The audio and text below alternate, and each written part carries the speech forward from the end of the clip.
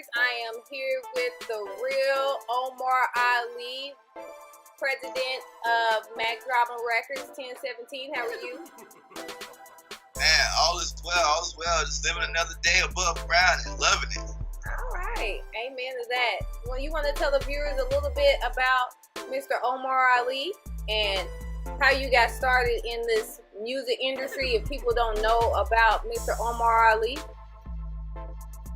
Well, yeah, it's it's a lot of people, a lot of circumstances and situations that went into making me who I am today.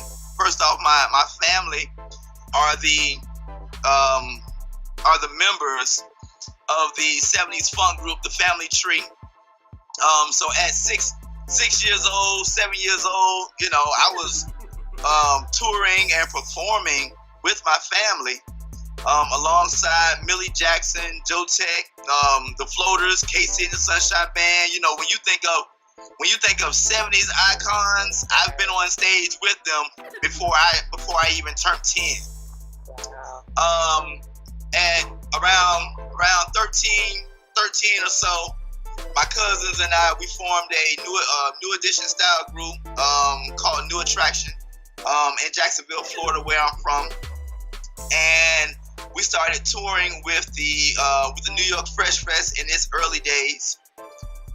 So those early days, the whole Def Jam roster was our family for like two or 3 years straight. Run DMC, LL, Beastie Boys, Houdini. I mean, we talking about the early. We talking about hip hop in its early inception, its early days. I got my first record deal at 16 in 1986 with Foresight Records in Fort Lauderdale. And at the time, I was the second youngest A&R next to Jermaine Dupri.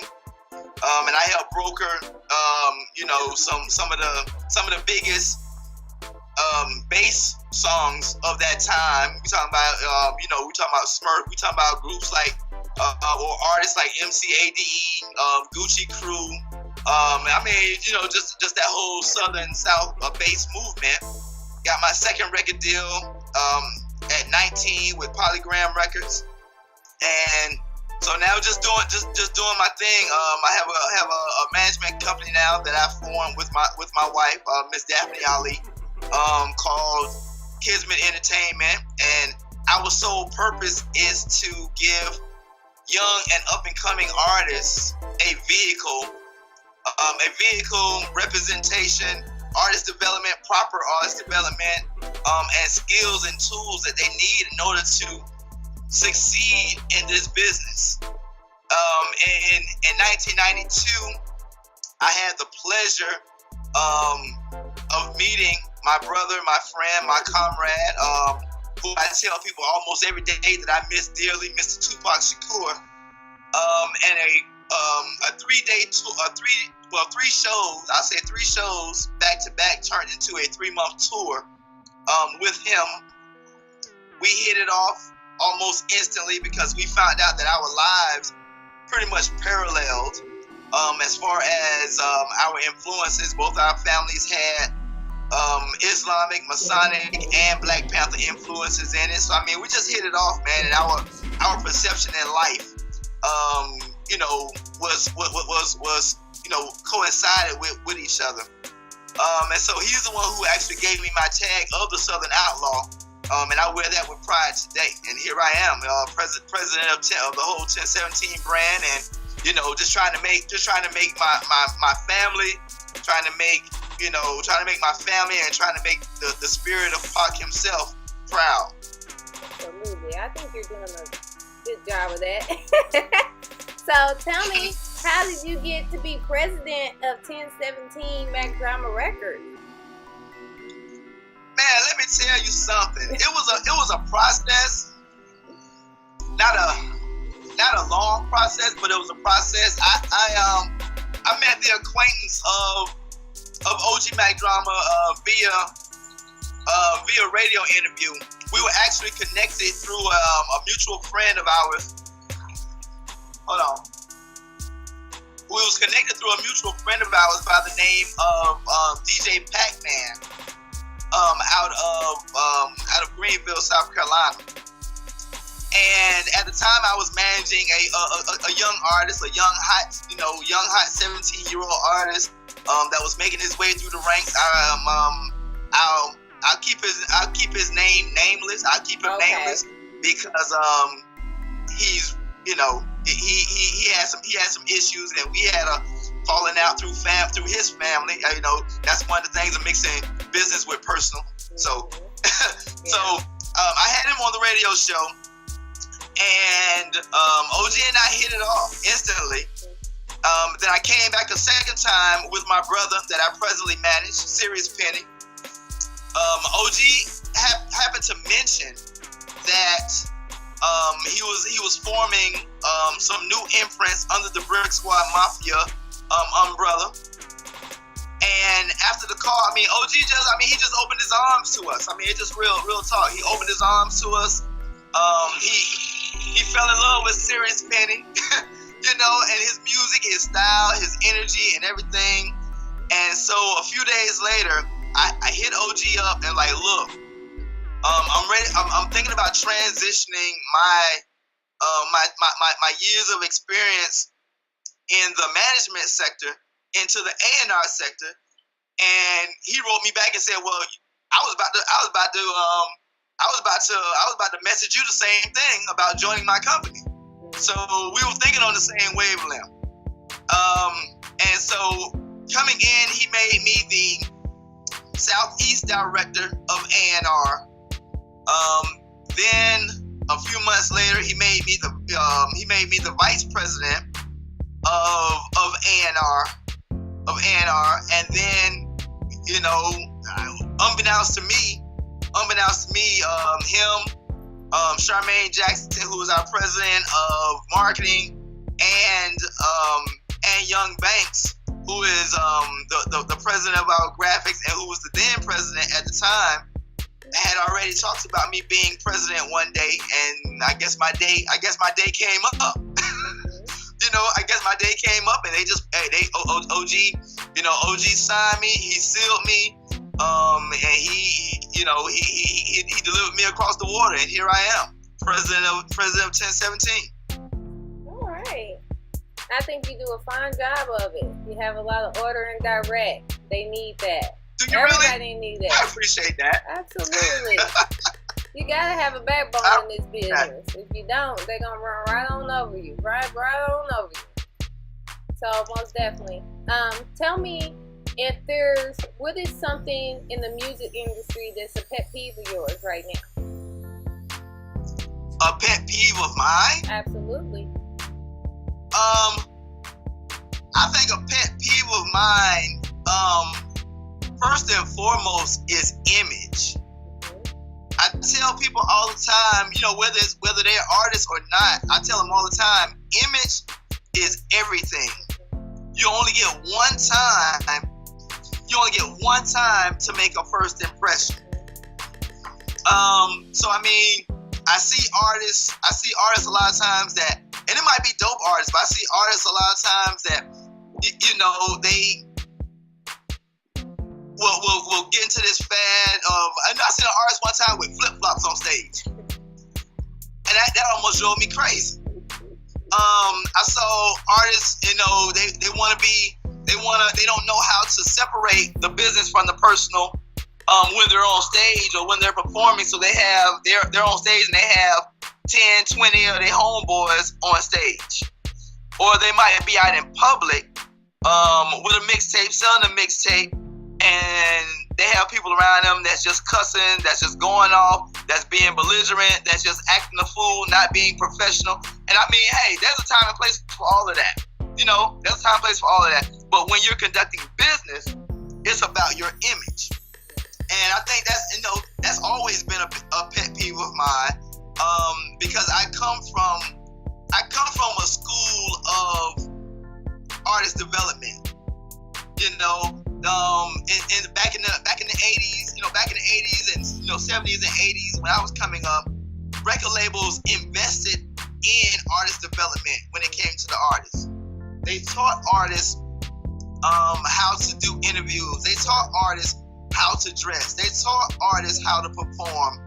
And that's a lost art today because major record labels don't care about that anymore. The one thing they care about is record sales. And if they can get one hit out of you, one hit, that's it. If they can get one hit out of you and throw you away, then they've made their money back. So my biggest pet peeve is artist development. You know, I watched Def Jam and Russell Simmons and Ricky Walker, who was the tour manager of Def Jam at the time, and Rick Rubin and Billy Hines, who was the president and CEO of Foresight Records. I watched them take the time, and we're talking about CEOs. We're not talking about A&Rs. These were CEOs and owners of the company. I watched them take the time to go into the studio to work with the artists on their music, to help them perfect their craft. I watched them in the dance halls, you know, telling them what they could work on and what they could do better as far as their performance. So I watched my father. I mean, my father right now is 73 years old, and my father is a drifter.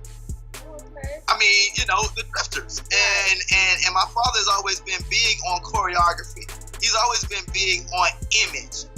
And so that's a part of me now. And I mean, that's always my biggest number one pet peeve. If I have to have a pet peeve, that's it.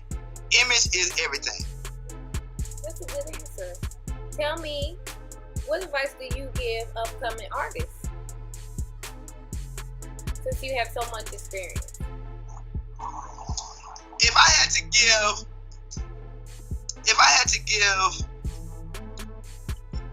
an artist something of me, I would tell them, be yourself. You have, oh my gosh, man, you have so many artists today, whether they're signed or not, coming up through the ranks. You have so many artists trying to be like someone else. You have artists trying to be like Drake, artists trying to be like Jay-Z, artists trying to be and sound like Pac, artists trying to be like Outkast, and so forth and so forth. And that's already been done. That's already been done. Now, what I can say is that if an artist has their own style, whether male or female, whether group or individual, if they have their own style, they can take bits and pieces of other artists and shape and mold that into their own, because that's one of the foundations of hip hop, Right. of the music industry. You know, if someone comes before you and they've already, you know, they've already made it, and you look up to them, it's almost a part of you that you're gonna sound like them or that you're gonna imitate them. They say that imitation is the best form of flattery. I agree with that to a certain extent.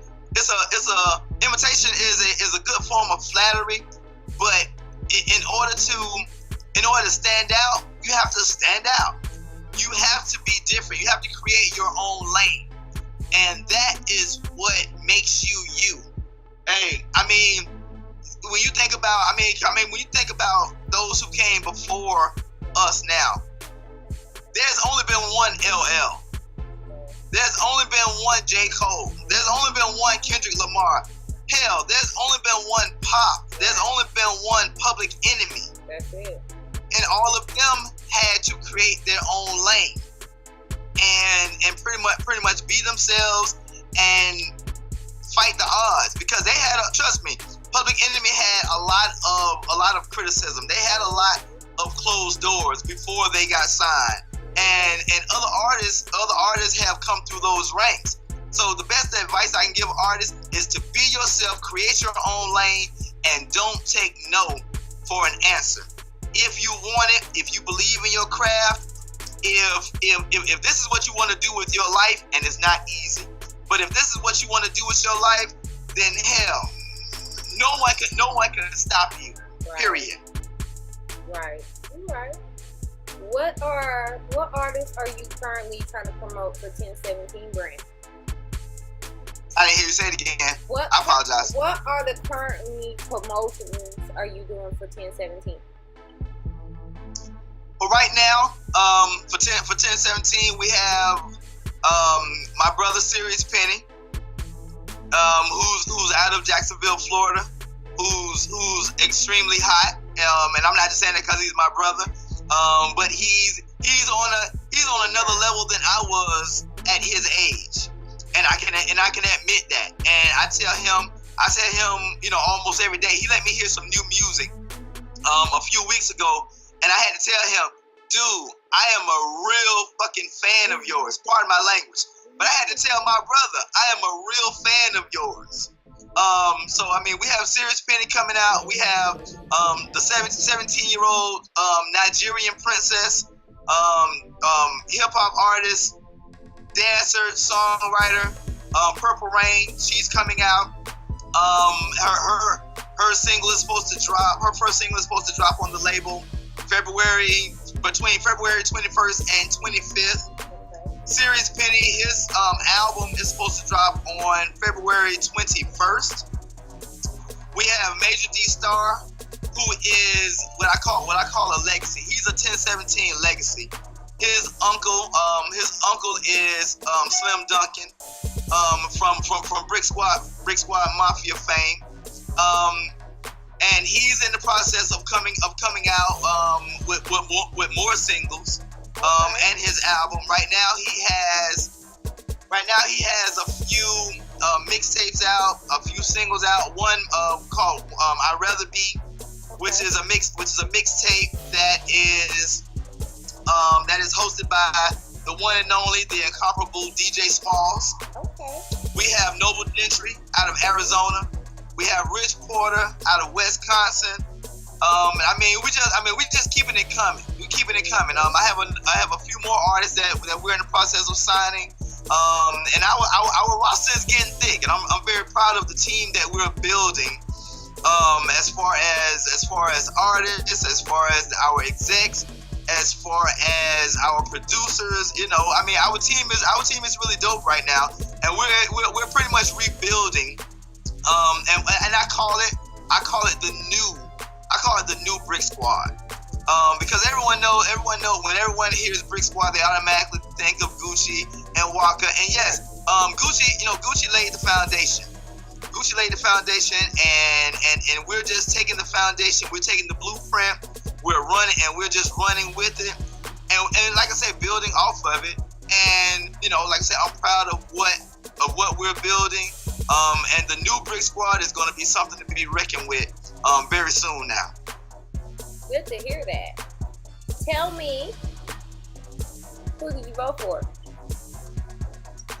Excuse me? Who did you vote for? Who did I vote for? Yes, I voted for Hillary. Okay. Are you upset that she's not in office? And Excuse why? me?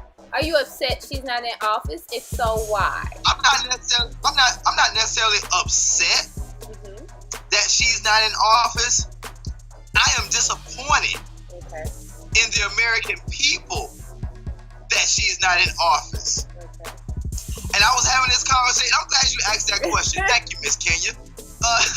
Hey, I was speaking about this morning. That this is a sad. To me, this is a sad day in this country. That one, a man that, or a guy, I'm not even calling a guy that openly everything he touches, he destroys. Everything he touches, he's failed at. Vince McMahon let him into the XFL, he destroyed it. Trump Airlines, he destroyed it. His hotels went bankrupt, and they bailed him out on that.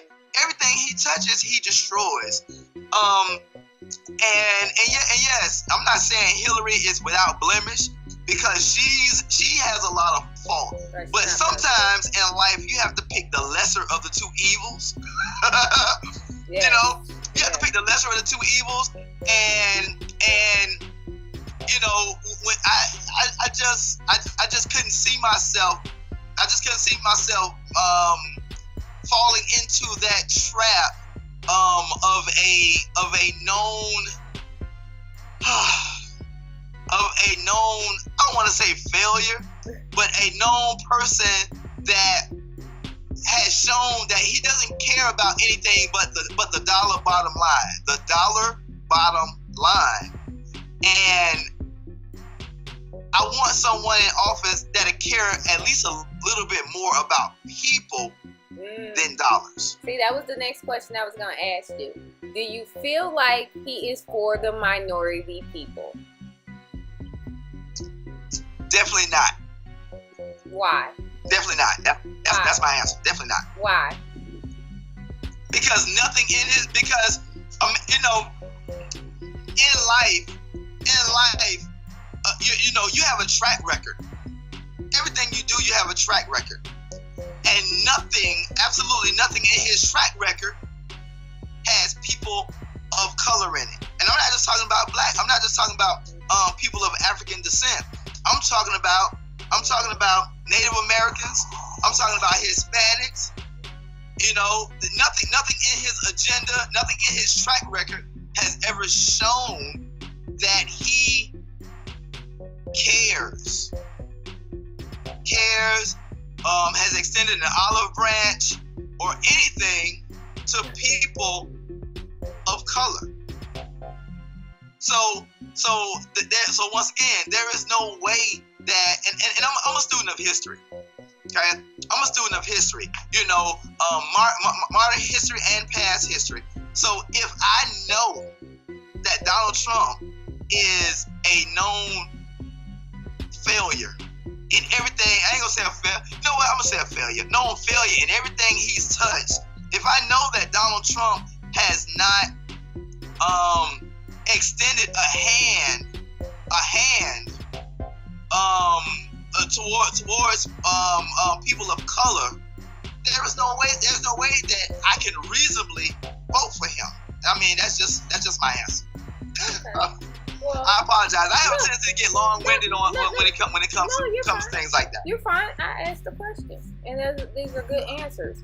So tell me this: who is an artist that you would love to feature with one of your artists on the label, like one of our one of the A-listers that are making it big right now, doing their thing? Who will you be like, yeah, I want him on the track with such and such because they, you know, got that bond or they got that chemistry? Who would that be? Okay, for Major D Star, I would love to see him team up with Drake. Okay. For Serious Penny, I would like to see him team up with J. Cole. Okay. With Purple Rain, you know, Purple Rain is so versatile, man. She's so versatile. I like to see her team up with you know what? As a matter of fact, the answer for that is good. Purple Rain's her mother is named Diamond. Her mother is her mother's group, Krypton, is one of the voices behind Milli Vanilli. So I would love to see her, Purple Rain, team up with Charles Shaw, which is the surviving member of Milli Vanilli, which we're already in the process of doing. Thank you. So, are we missing somebody? What about Adam G? Or what's the other one? Noble Gentry. Okay. Adam G Soul. I would like to see Adam G Soul with a West Coast artist. Mm-hmm. Or even by him being from Detroit, I would like to see Adam G Soul team up with Eminem, which is the king of, you know, who's the king of Detroit. Mm-hmm. Rich Porter, somewhere around the same thing. Snoop or Eminem. Yeah, and that rounds everybody out. Okay. You know, Noble. I would like to see Noble team up with someone out west, like Kendrick Lamar. or Snoop, something like that. Okay. So is there any other like motives that you have for us as in 1017 that you want to express about what you have coming up that you want the viewers to know about? Well, we're in the, thanks to yourself, thanks to DJ Da Vinci, thanks to, Get It Down Radio, Get It Down Productions, the whole, the whole family staff, the squad over there, that we're very thankful for. We're in the process of putting, you're very welcome. We're in the process of putting together, thanks to you all, putting together some shows, some significant shows across the country, some significant tours across the country coming near you. Y'all get ready for it. We coming. 1017. All right. And we're just doing some things. Interviews, radio interviews, like FaceTime interviews like this, magazines. We're just trying to expose and saturate the country, man. And then of course going abroad and just doing what we need to do. And so that's my main thing. I just want everyone to know that we are building, because I know people see me, doing promotion. They see OG Mack Drama doing promotion, Charmaine Banks, other artists doing promotion, and on behalf of 1017 Mack Drama Records, Mafia Gang Nation, 1017 Mafia Gang, and BrickSquad Mafia. But a lot of people don't understand exactly what's going on. And really what's going on, like I said, is the rebuilding. And I want people to know that we are here. We're here, we're coming, and we're not taking no for an answer. Believe that. Good. This is the takeover. This is the takeover. That's the A. That's the motto. We have a mixtape that's in the process right now. We have a mixtape that's in the process right now. A 1017 mixtape entitled First Quarter Takeover. That's gonna feature 1017 artists at their best. Because and what we're building right now, what we have right now, we can rival any label right now as far as artists, because we have some top tier artists that are ready and that have been in the industry for a minute, and that have paid their dues, and with the executive board, with our promotion team, with our marketing team. Look, it's time, and people need to start taking notice. And even if they don't take notice on their own, we're gonna make them take notice, and that's just the way it is. And I said it first. Good. I have another question. I had a gentleman come at me. Hold on. Strawberry moonshine. Hold on. You didn't give me none. All right, go ahead. All right. I had a gentleman come to me the other day, and he said, so you were 1017, huh? So is that real? That was his question. Is 1017 real? Because he heard through the grapevine it was not real. We're not real. Well, I'm gonna tell you like this right here. And I get that.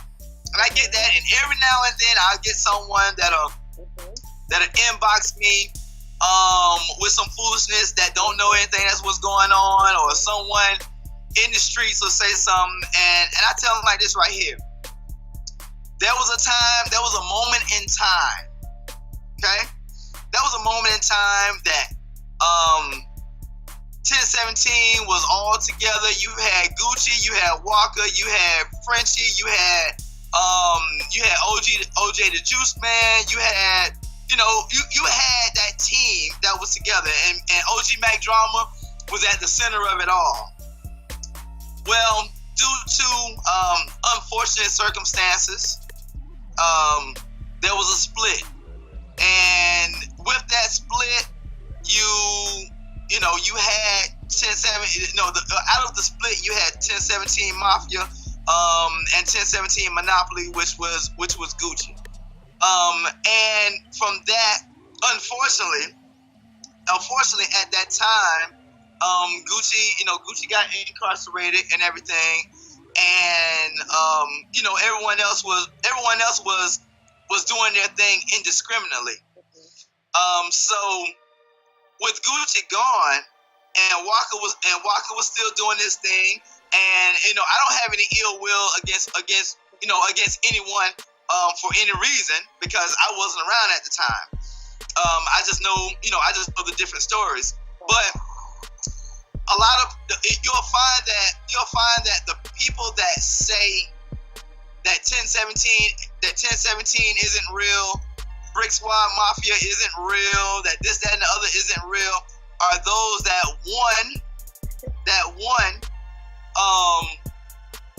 are Waka Flocka sympathizers, and I don't have an issue with that.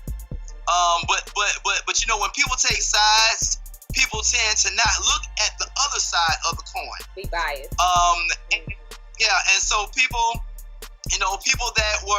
that are either friends with him, know him, may not know him, or just be fans of him, they have something to say, or those that might have been a part of the initial break and harbor ill feelings towards OG Mack Drama, are quick to say that 1017, that BrickSquad Mafia now is not real, that this, that, and the other is not real.